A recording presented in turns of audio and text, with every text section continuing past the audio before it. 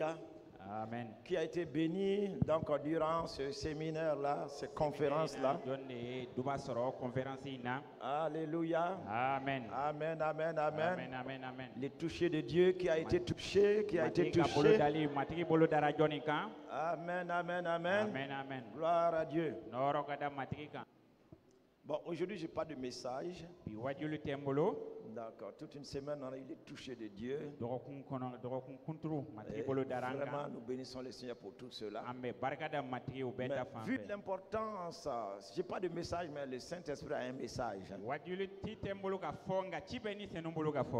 Amen. Amen. Je veux dire par là, ce n'est pas un message humain. Donc c'est réellement la parole du Seigneur pour son Église et pour chacun d'entre nous. Ouvrons nos Bibles dans Romains 8. Romains 8. Romains 8. Tout ce que nous pouvons dire comme thème, la marche selon l'esprit.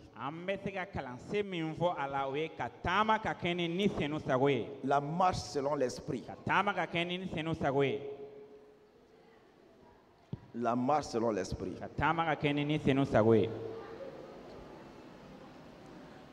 J'aimerais vous dire ceci. Marcher selon les dons du Saint-Esprit n'est pas marcher selon l'esprit.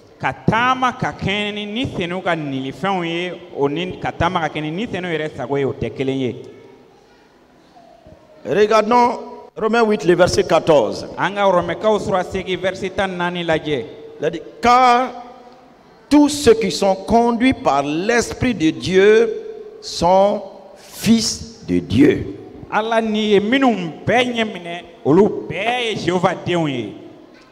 Car tous ceux qui sont conduits par l'Esprit de Dieu sont fils de Dieu.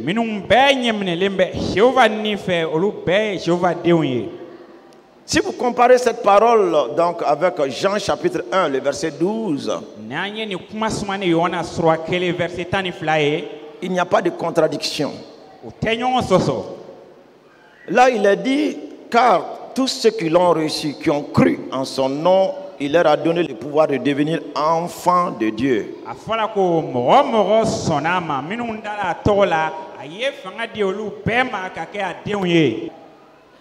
Il leur a donné le pouvoir de devenir enfants de Dieu. Là-bas, il a dit enfants de Dieu. Ceux qui reçoivent le Seigneur Jésus-Christ, qui ont cru en la parole, un pouvoir leur a été donné, le pouvoir des enfants de Dieu. Ils sont donc enfants de Dieu. Mais ils ne sont pas encore fils. Parce que le fils ici implique là une certaine maturité. Alléluia. Amen. Gloire à Dieu. Un enfant est un enfant. Un fils, il a atteint une certaine maturité. C'est mon fils.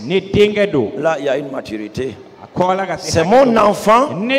C'est qu'on le tient encore par la main. C'est qu'on le tient encore par la main. C'est mon enfant. Mais c'est mon fils. On voit là une maturité. Vous voyez? Donc, la marche selon l'esprit, c'est pour les fils de Dieu. Quand on est enfant de Dieu, avant d'atteindre la stature de fils, comprends très bien.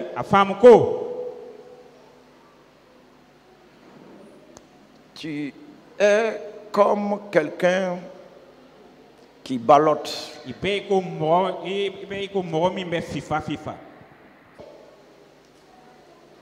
Car tous ceux qui sont conduits par l'Esprit sont fils de Dieu.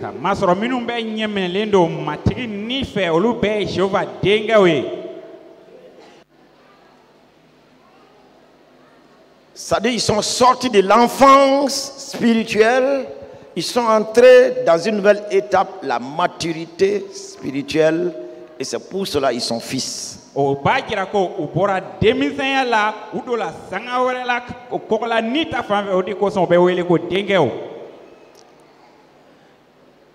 n'ont plus besoin comme un enfant qu'on prend par la main, ou un enfant auquel on donne des bonbons, ou un enfant auquel on dit va te laver, ou un enfant auquel on dit va te coucher. Non.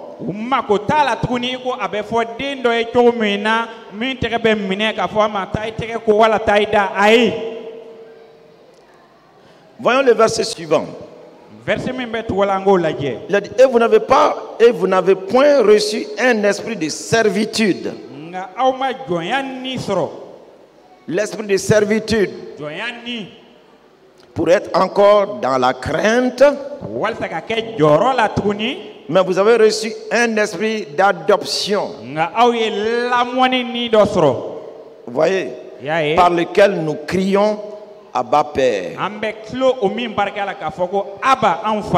L'esprit lui-même rend témoignage à notre esprit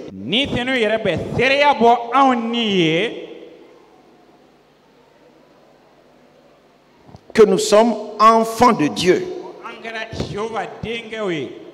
Or, si nous sommes enfants, nous sommes aussi héritiers.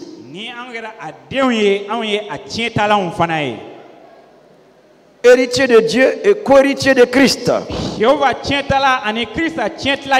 Et il a dit, si toutefois nous souffrons avec lui afin d'être glorifiés avec lui.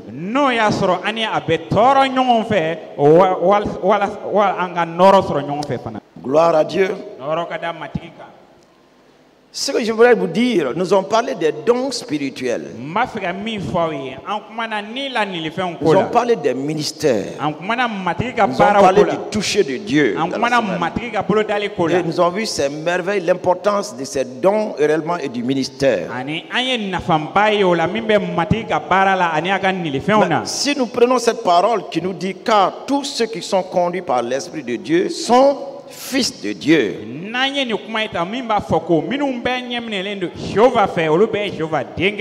Ça veut dire quoi? Dépendre du Saint-Esprit. Donc, et ne pas dépendre réellement des dons. Et je vais m'expliquer. Ça veut dire quoi? Un fils.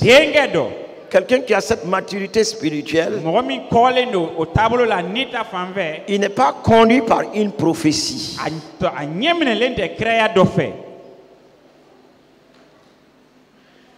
Est-ce que vous me suivez?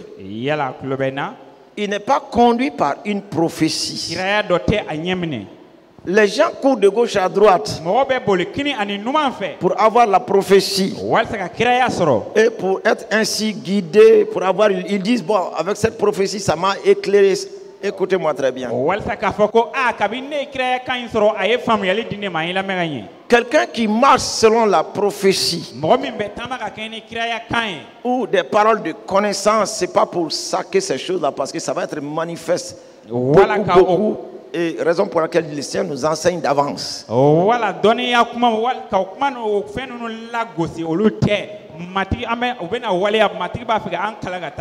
Parce que tout ce qui a été donné en ministère hier, nous allons voir les dons, les ministères réellement à foison être manifestés.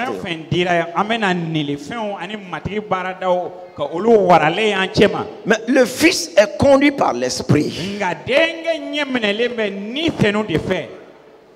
Le Fils est conduit par l'Esprit et non par les dons. Regardez un peu. Si une prophétie est donnée, tu marcheras selon la prophétie. Mais il n'est pas toujours dit que tu es en train de marcher selon l'Esprit.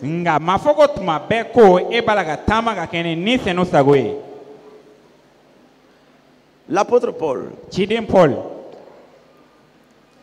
lorsque le prophète Agabus est venu donc, dans la maison donc, de Philippe l'évangéliste,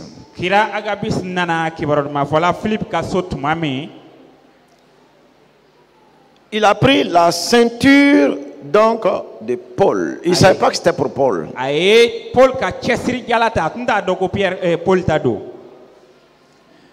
Il s'est lié les mains avec la ceinture de Paul. Il a dit, ainsi parle le Seigneur. L'homme à qui appartient cette ceinture, il sera ainsi lié réellement donc par ses frères, par les Juifs, et livré aux païens. En montant à Jérusalem, toute l'église, toute la maison de Philippe, tous ceux qui étaient là, ils ont dit merci Seigneur.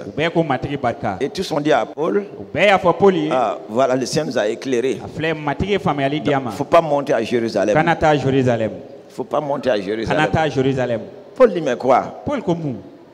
Ne pas monter à Jérusalem. Si c'est pour Christ que je dois être lié, si c'est pour Christ que je dois être battu, si c'est pour Christ que l'on va, mes frères vont me rejeter, j'irai. Et j'irai. Parce que l'Esprit me dit d'aller à Jérusalem. Mais la prophétie est sortie. Quoi? Est-ce que vous êtes là? Est-ce que vous êtes là? Est-ce que vous êtes là?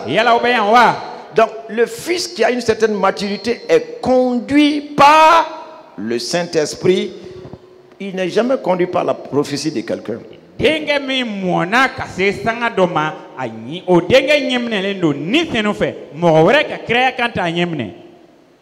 Il n'est pas conduit par la parole de quelqu'un d'autre.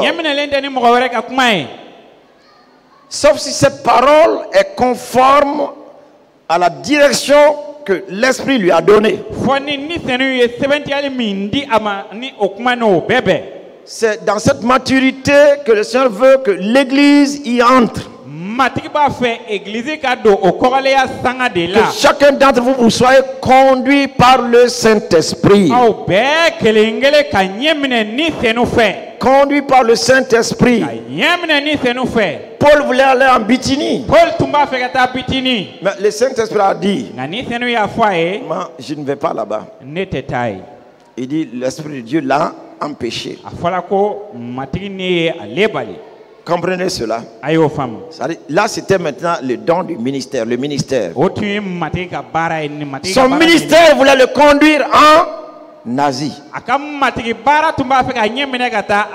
Le ministère te dit, va partout, annoncer la bonne nouvelle. Tu es fait pour cela. Tu es un homme sans frontières, une femme sans frontières.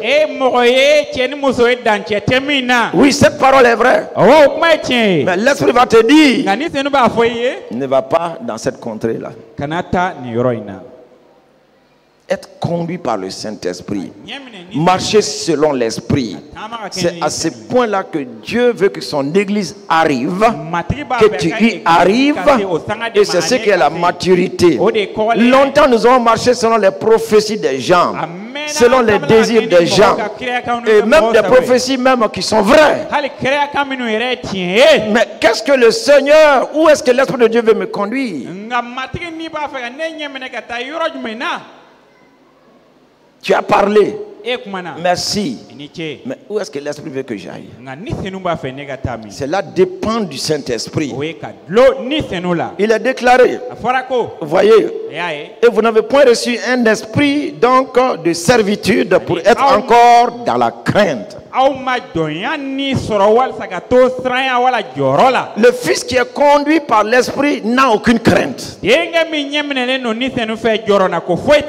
l'enfant est toujours craintif. L'enfant, il est toujours craintif. L'enfant, il crie toujours. L'enfant, il murmure toujours. L'enfant, il pleure toujours. L'enfant, écoutez, mais le fils, la crainte disparaît. Amen. Amen. Amen. Amen. Tu peux être prophète et être un enfant. Pourquoi? Parce que les dons peuvent être donnés instantanément. Quelqu'un qui se donne au Seigneur aujourd'hui, il peut recevoir les dons instantanément. Et il peut commencer à opérer instantanément. Mais la marche selon l'esprit se fait sur un temps. S'étale sur un certain temps. Amen. Amen. C'est pas immédiatement qu'on peut discerner et connaître que le Saint-Esprit veut comme ça. C'est pour cela tu dois le consulter. Mais l'enfant n'a pas ce cœur de le consulter. L'enfant va marcher selon ce qu'il entend, ce qu'il voit, et ainsi de suite. Mais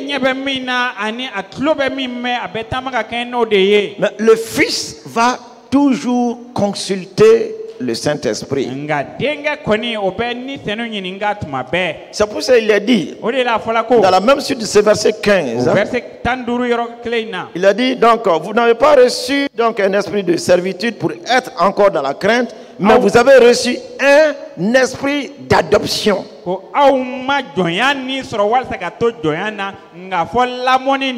Ne prenez pas ce mot adoption comme ce que vous voyez dans les maternelles, dans les orphelinats, on a adopté tel. Non, ici ce mot adoption est tout à fait différent.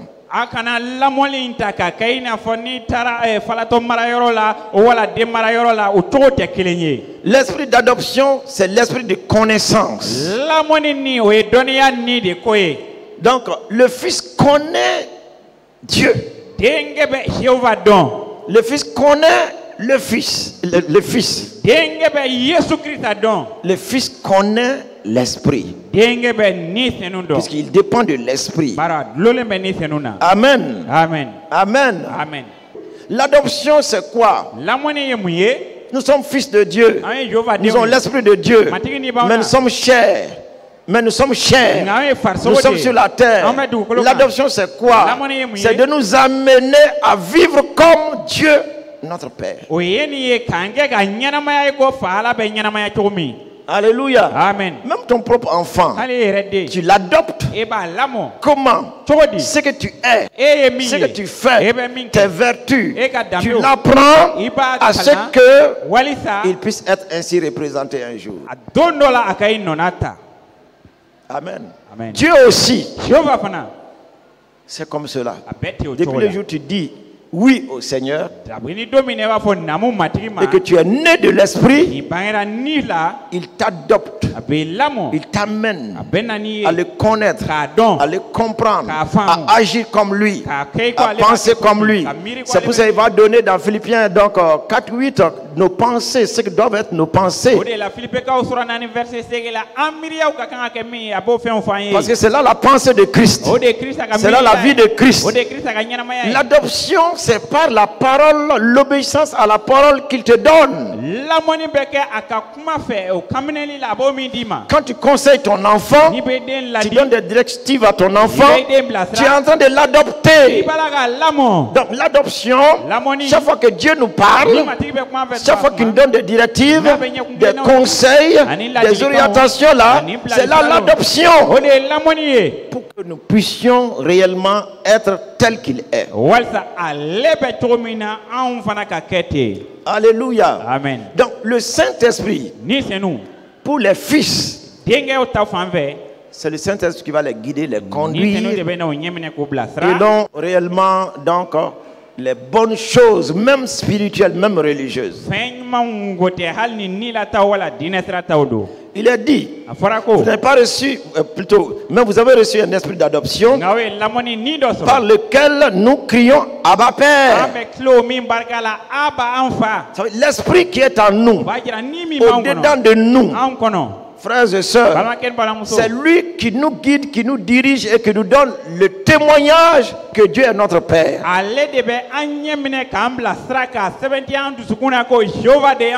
Et s'il nous donne ce témoignage que Dieu est notre Père, comprenez très bien maintenant, là où il veut nous guider, là où il veut nous conduire, nous saurons que là il est avec nous et que c'est à sa voix que nous sommes en train de répondre. Donc la marche selon l'esprit, c'est quelqu'un qui, les dons sont là, les dons ne sont pas là. Mais cette connexion avec le Saint-Esprit lui donne la direction qu'il faut. Donc si l'église est encore dans la phase de l'enfantillage, c'est que la plupart des gens vivent selon les rêves ou selon les prophéties ou selon réellement les paroles des hommes.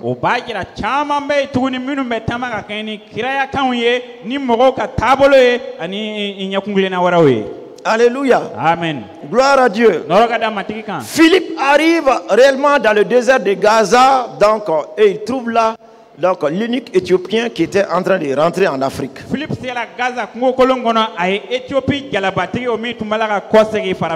Il est déclaré que l'Esprit lui dit: approche-toi de ce char-là.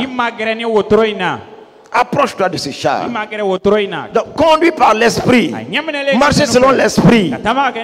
Nous avons des oreilles naturelles, mais il y a aussi des oreilles spirituelles. Et ça, c'est au-delà des dons. Ça, c'est au-delà du ministère. Les dons et les ministères sont donnés pour le salut de tous, pour aider le corps de Christ, pour l'édification des saints. Mais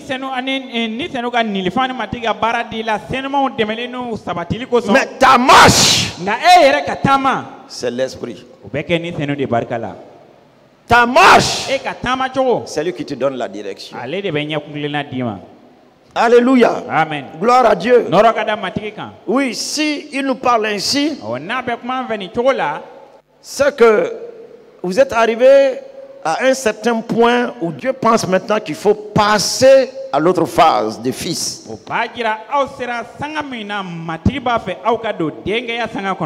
Il a dit, l'Esprit lui-même rend témoignage à notre esprit. L'Esprit qui est en nous nous parle. Il rend témoignage. Ça veut dire l'Esprit parle. Il te parle. Donc, ne privons pas les enfants de Dieu par le système de dépendance des grands hommes de Dieu, le système de dépendance des dons, le système de dépendance des ministères.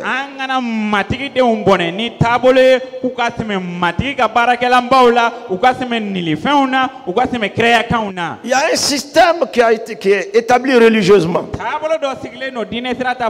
Et ce qui fait que ce système-là fait en sorte que les hommes dépendent réellement de ces choses qui sont vraiment bien.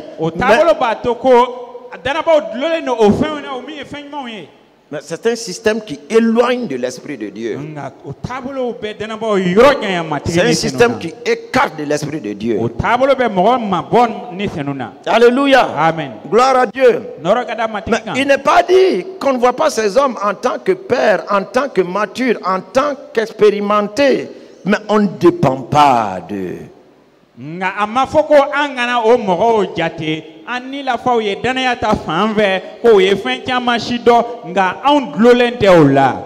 Moi-même, il y a des situations, je suis obligé de me référer à des gens pour expliquer, pour dire ceci, cela. Ils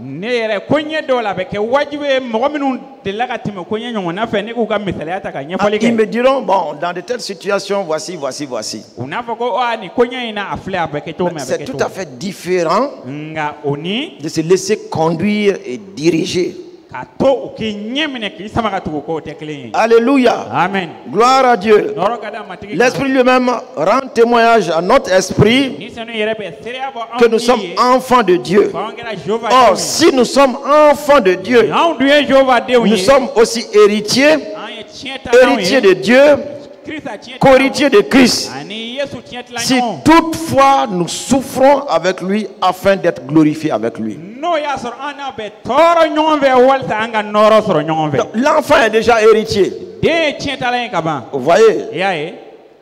L'enfant qui naît dans ta maison, il est déjà héritier. Il n'a pas besoin d'être mature, d'être grand pour cela. De droit, déjà, il est héritier. Mais l'héritage, pour mettre en valeur l'héritage, pour connaître l'importance de l'héritage, cet enfant-là, si on lui met l'héritage entre ses mains, il ne saura pas comment gérer. Mais un fils, quand on va lui remettre l'héritage, il se battra pour faire valoir cet héritage. Il se battra pour garder cet héritage. Il se battra s'il faut souffrir pour que cet héritage-là ne lui soit point arraché. Il fera tout pour le faire. Donc l'état de fils, on ne regarde pas la souffrance. L'état de fils, on ne regarde pas au manquement, à ce qui nous manque. L'état de fils, réellement, nous fait savoir que nous sommes dans la vraie voie, nous sommes dans le vrai chemin, nous sommes dans la pensée du Père, et cela suffit au fils héritier.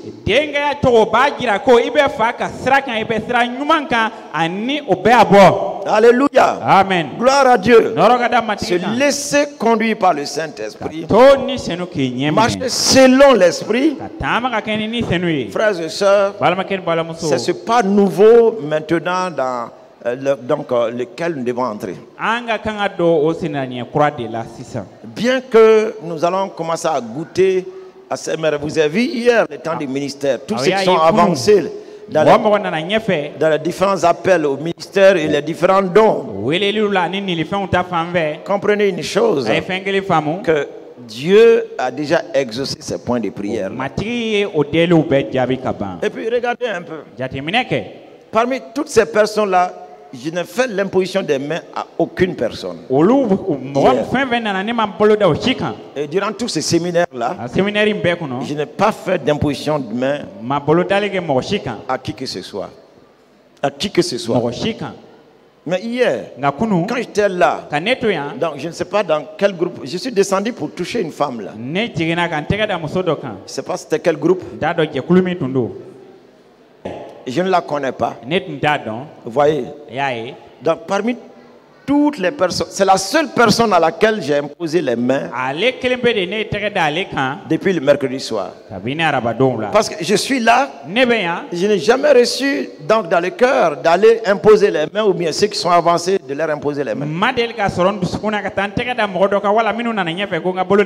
Si je le faisais, ce serait donc parce que je l'ai voulu ou bien d'une manière traditionnelle. Sa parole suffisait. Mais pour celle-là, il fallait un toucher. Pour les autres, la parole suffisait. Et vous savez, c'est étonnant. Tu descends dans la foule, tu imposes les mains sur une personne, bon, automatiquement ça te vient d'imposer les mains sur les gens, n'est-ce pas? Vous voyez? La personne qui est à côté, mais je suis descendu, j'ai imposé avec deux paroles. Deux paroles. Ainsi parle l'Éternel. Je t'ouvre tes yeux pour voir et j'ouvre tes oreilles pour entendre. Et je suis revenu. Mais plus tard, quelqu'un qui la connaissait, il me dit, est-ce que tu connais la femme là que tu as touchée là? Je dis non, je ne la connais pas. C'est une femme qui aime le Seigneur, qui pleure constamment pour le Seigneur, qui soupire vraiment après le Seigneur, qui ne regarde pas tout ce qu'elle vit négativement. Non, non, elle ne veut rien d'autre que de servir son Dieu, que de pouvoir lui être utile.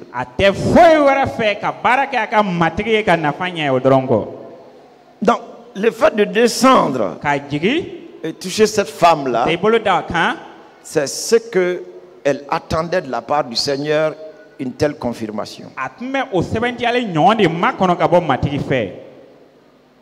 Ça, c'est la direction de l'esprit. Qui va dire, vois telle personne, va ceci, fais cela, ainsi de suite. Tu es assis dans les bureaux, va te promener, tu sors. Alors, tu trouves une âme que le Seigneur déjà avait préparée.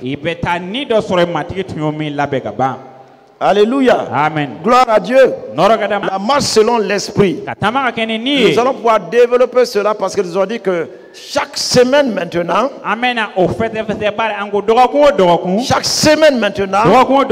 il y aura donc la profondeur, appelle la profondeur durant le mois d'août. Nous avons eu la première semaine, là, c'était sur les dons et les ministères. Maintenant, c'est la marche selon l'esprit. Alléluia. Amen. Gloire à Dieu. Gloire à Dieu. Et c'est ça la maturité. Pour que nous sortions du système de dépendance. On s'entraide mais on n'est pas dépendant.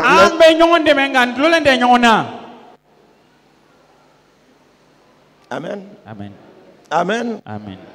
Amen. Amen. En terminant avec Romains 8, le verset 2, il a dit, en effet, la loi de l'esprit de vie en Jésus-Christ m'a affranchi de la loi du péché et de la mort. Ça dit, la profondeur appelle la profondeur. Cette conférence de la semaine-là, il y a eu un grand affranchissement vraiment de l'église de tous les enfants de Dieu.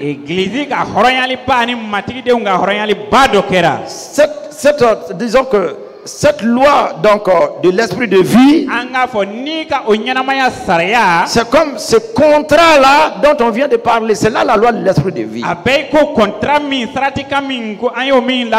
Donc c'est mis en place. C'est un système qui est là maintenant. C'est une loi maintenant qui fonctionne. C'est une loi à laquelle Dieu se soumet comme nous hommes aussi nous nous soumettons. Contrat de délivrance. La loi de l'esprit de vie en Jésus-Christ m'a affranchi. Donc, nous sommes passés par un affranchissement durant cette semaine et comprenez maintenant que rien ne saurait nous arrêter en quoi que ce soit.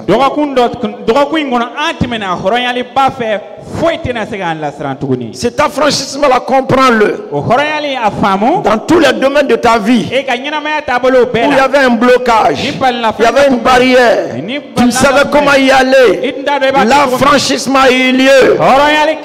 Libéré de toute forme d'esclavage, libéré de toute forme, déchargé de tout fardeau, de toute condamnation. L'affranchissement a eu lieu. Et c'est pour cela maintenant, un esclave affranchi retrouve sa liberté et est reconsidéré comme dignitaire encore dans la cité où il se trouvait.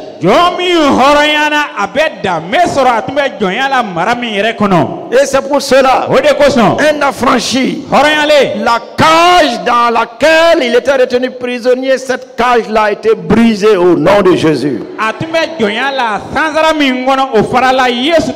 L'affranchissement, c'est le moment de prendre ton vol comme l'aigle royal dans les airs.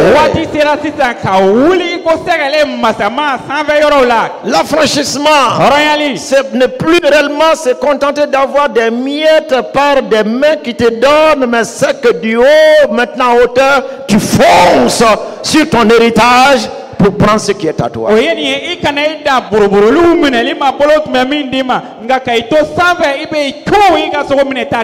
L'aigle royal est en hauteur. Quand il déploie ses ailes dans les airs, c'est comme un roi. Mais s'il est pris dans le filet réellement de l'oiseleur qui va le mettre en cage, quelle que soit la puissance de ses ailes, quelle que soit sa capacité de voler, l'aigle ne peut plus réellement donc déployer ses ailes royalement. Il ne peut plus fondre sur les proies pour les prendre. Vous savez, l'aigle royal, il est chasseur, il est pêcheur. En hauteur, il descend pour prendre même les agneaux. En hauteur aussi, même dans le fleuve, il peut voir le poisson. Il prend, il amène. Il est chasseur, il est pêcheur. Quand il est pris par le filet de l'oiseleur, mis en cage, il ne fera que tourner dans la cage. Il ne fera que tourner dans la cage. Et pour ne pas mourir, celui qui l'a pris comme prisonnier vient avec des poignées de repas comme ça pour lui donner. Et beaucoup de chrétiens sont comme cela. Ce sont réellement des poignées. Alors que tu es héritier. Tu es héritier, mais on te donne un compte-goutte. Et tu tournes en rond, tu tournes en rond. J'ai dit la cage est brisée. J'ai dit la cage est brisée. J'ai dit la cage est brisée. J'ai dit la cage est brisée. J'ai dit la cage est brisée. J'ai dit la cage est brisée. Lève-toi et déploie tes ailes. Lève-toi et déploie tes ailes pour voler comme l'aigle royal. Prends possession de ton héritage. Jouis de ton héritage. Tu es affranchi. Jouis de ta liberté. Et entre dans les promesses du Seigneur. Élève la main pour les bénir. Élève la main pour les remercier. Rends-lui toute la gloire. Rends-lui l'honneur, la magnificence. Père, nous te bénissons. Père, nous te rendons toute la gloire. Merci Seigneur. Donne-nous maintenant de dépendre du Saint-Esprit. La marche selon l'Esprit. La marche selon l'Esprit. Conduit par le Saint-Esprit. Orienté par le Saint-Esprit. Nous voici à toi. Que la loi de l'esprit de vie fonctionne en nous maintenant. La loi de l'esprit de vie qui nous a affranchis, que nous marchions dans la pleine liberté, dans la pleine délivrance, et que nous puissions récupérer tout ce que le gilet, les acides, le gazon avaient détruit. Dans le nom de Jésus-Christ. Dans le nom de Jésus-Christ. Dites après moi. Seigneur Saint-Esprit. Seigneur Saint-Esprit. Merci pour le ministère que tu m'as donné.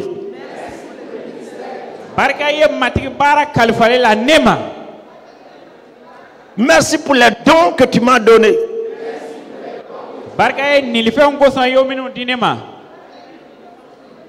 Merci pour le ministère et les dons que tu as donnés à ton église.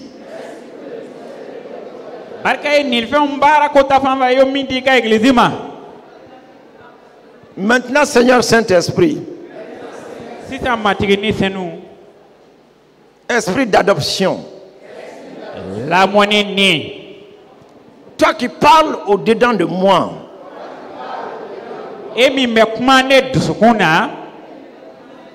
me voici maintenant à ta suite.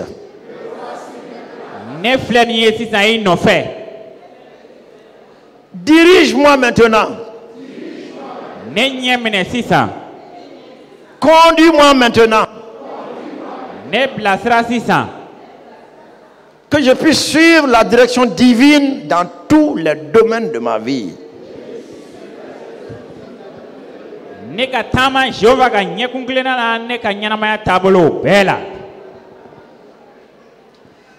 Tu es ma lumière.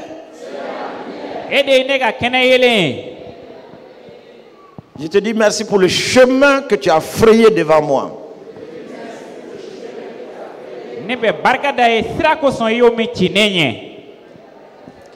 Fils, je suis.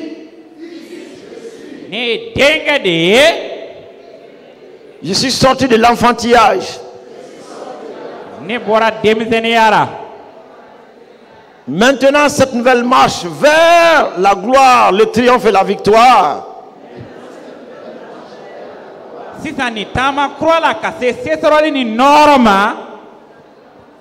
Je ne reviendrai plus jamais en arrière. Alors élève la voix et remercie-le. Élève la voix et remercie-le. Élève la voix et remercie-le. Élève la voix et remercie-le.